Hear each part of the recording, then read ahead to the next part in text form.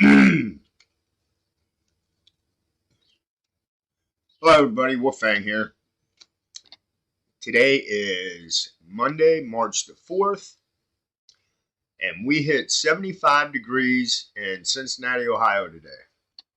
It was a beautiful day outside. Today would have been a good day if your job is outside, because it would have perfect day for working outside. Whether you're a roofer or you do concrete or brickwork, just whatever, any kind of construction. Today was perfect.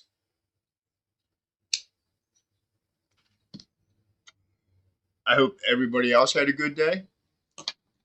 It is the first day of the week, so, you know, it's kind of slow at first, and once it gets going, it's all good. So let me share this article I found about Chinese people over here growing marijuana. It says China linked, really, U.S. pot farms sparked raids, calls for stronger crackdowns. Law enforcement agencies from Maine to California say wealthy Chinese investors and many suspect Communist Party officials are teaming up with Asian criminal organizations to take over the illicit marijuana trade in the U.S., generating enormous profits.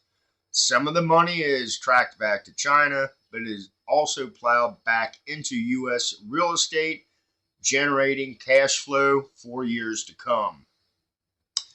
Case in point, Friday in Los Angeles, where the LA County Sheriff's Department raided 3 marijuana grow warehouses that they identified as Chinese operated and controlled. We've seen quite an influence or increase in the amount of Chinese, Asian owned, Asian operated marijuana cultivation sites in LA County since about 2021, said an undercover narcotics detective leading Friday's operation. Several $1 million in profit of what here today, and the criminal penalties are very minor. And it says 4 Chinese citizens, one in U.S. illegally, allegedly found with 22.5 million worth of marijuana plants in Georgia. Reinforced steel doors protecting each warehouse required massive rotary cutting saws to breach the buildings. They could have used a friggin' blowtorch. Inside the first location, the entire team found some 4,000 marijuana plants growing under bright lights. Plants in each room varied by age and height, allowing for multiple harvests year round. The THC content measured 27%, making it a highly potent brand of cannabis that would command a premium on the street, especially in large cities on the East Coast. We've tracked millions of dollars a month coming out of some of these small shops going to overseas, said the detective, referring to the grow house operating behind a pottery outlet on a busy street in the LA suburb of El Monte. This site had a little over 4,000 marijuana plants, and today's yield, that's somewhere around 2 to 3 million at a wholesale value. There's definitely some money to be made there. Officials at the State of Bureau of Cannabis Control said large Chinese grow operations have been dominating California, from suburban Riverside and San Bernardino counties to homes in the Bay Area, up the so-called Emerald Triangle near the Oregon border, the hub of state cannabis production. We've seen just tremendous explosion of Chinese folks coming in and buying land and then growing illegal marijuana. Sasuke County Sheriff Jeremy LaRue said to Fox News. This scale that we're talking, we're talking thousands of different illegal grows within our community. And it's just bringing in a lot of violence. Aerial images showed how marijuana cultivation in Suzuki County has exploded since 2017, with as many as 8,000 grow houses now dotting the rural landscape.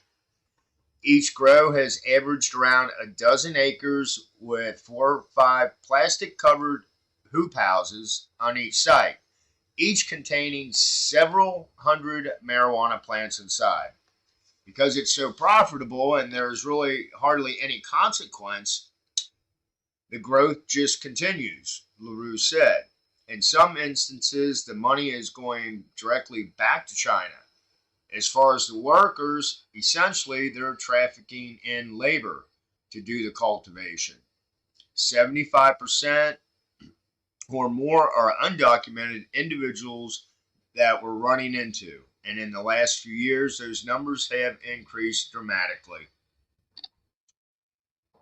So, there's, I guess you could say, because we've been hearing how China's buying up land, farmland. My camera just freaked. Come on, focus.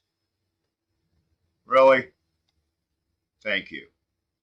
So anyway, and China's been buying up farmland. Well, apparently here's one way they're using it, I guess. But